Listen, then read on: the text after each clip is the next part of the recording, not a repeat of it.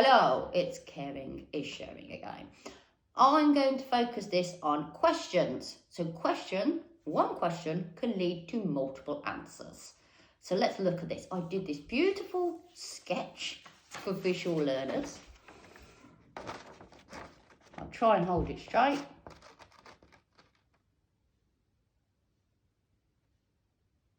So, as you can see when you ask a question, look, this is the question, the flower. And then these are the possible answers that one question could lead to.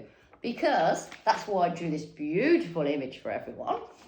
Is because, it's many times, and I only realise this now I'm a trainer and a coach, because before, when I was an amateur rider, what would happen is I'd go to a clinic with a trainer, number A. A trainer would say, I'd go to the clinic and I'd say, I've got to work on this. I've got this problem.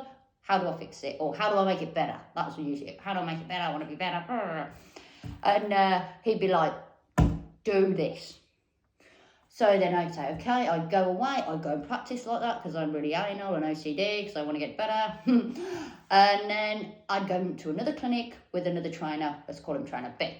So I'd go to that clinic after I've been practicing trainer A stuff, and I'd say, right, I've been working on this. Has it got better? What do you think? And he'd go, well, it would be better, but you need to do this. And I'd say, well, that trainer told me to do that, and now you're telling me to do this. And I said, why did he tell me to do that? And you're telling me to do this. And that trainer, obviously he wouldn't say anything. He'd just be like, well, you need to do this now. And I'd be like, well, that trainer's wrong. Obviously, I wouldn't say that to B trainer, but I'd be like, he was wrong. I'm never going back to him again. That trainer was awful. He told me to do something wrong, and I spent weeks and months doing that, and this trainer told me to do this now. And then I'd sort of blacklist. Well, not blacklist. I'd just think, I'm not going back to him. Or I'm not asking him that question again. I know not to ask that trainer that question because he'll give me the wrong answer. So, and in coaching, okay, when I did my UK coaching certification, you have to stick to one or 2 points, okay? Because I was told in my coaching certification, people can't handle loads of information, okay? They need it in bite-sized chunks. So instead of swarming them with information and overloading them and making them feel little, basically, you need to give them a little bit of information to make them feel good about themselves, okay?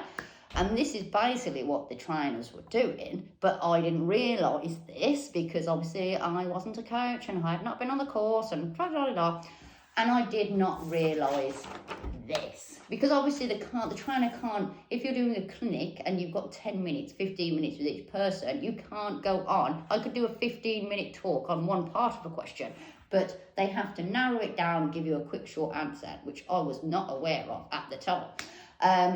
But also, good point for other people when you're asking questions to keep this in mind. And here's a great scenario, just happened the other day with me. I was with someone handling a little yearling colt. And I was just like, the first thing I like to start on is spatial awareness, respect my space, because this guy was running all over. And I said, right, get him out of your space, because he was just already starting to use that shoulder on her. So get him out of your space. He needs to lead slightly behind you, okay, and just not come running into your space. You are the lead, you're the lead horse. He should be following you, not him dragging you around. And her answer to this was, but I've been told, this is very English to me, okay, and it is true, but that's why this comes into play massively, just with that one question. So she said to me, it's dangerous to lead the horse behind you because you can't see what he's doing and he can run into you, which is a good answer. I'm not saying it isn't. But the problem is, this is why it's lesson 1, respect my space, to make sure they know when they come into your space, it is not the right thing to do. Just like if especially baby horses are allowed by their mom to run into them when they're foals for so long. And then when they get bigger and it becomes unacceptable, when the mare is going to start telling them off. But being younger horses, they're coming into your space a little bit like toddlers, you know, and you have to tell them like the mama horse would. So anyway, I said, yes, it is very valid, your question, you know, but this is your question, and there we're going down this route, because that route there, and then it's going to get, I've got an answer like that, because, okay.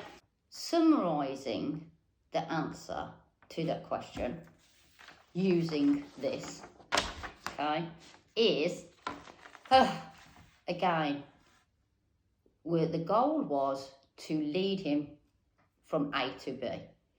And instead of having, that was the aim, okay? But then we had to change the whole thing, because it wasn't about getting A to B, to getting to the field, to the stable, whatever. It was every step we had to monitor, okay? Can we stop you? Can we back you? Okay? And that's what I'm saying about questions, that just because, right, we've got a leading problem, I've got to get to A to B. Well, hold on, it ain't as simple as that, because now we ain't just working on leading, we've got to work on backup, we've got to work on stop, we've got to work on our space, not coming into our space, we've got to work on keeping the colt self-controlled, so he's not going to wig out and have a toddler moment. You've got to constantly keep the eye on him and remind him of respecting you as the handler. So like I say, just from a simple episode like that, an interaction of just leading a young horse can then fire into so many different answers and solutions, because it ain't just how do I lead him from A to B. It is, right, well, we've got a lot of work to do, because he's at the very first step on his learning journey, his handling journey, his groundwork journey, and he needs to be able to know not to come into space, to stop politely, not to shoulder you. We need to be able to back him up, stop him, not come in our space, move the shoulder possibly. So all of a sudden, that one problem needs to have multiple solutions, and that's where it gets complicated. So when you ask a question, just remember, you're going down, as Warwick Schiller would call it, a rabbit hole with multiple answers. So I hope you enjoyed that. See you next time.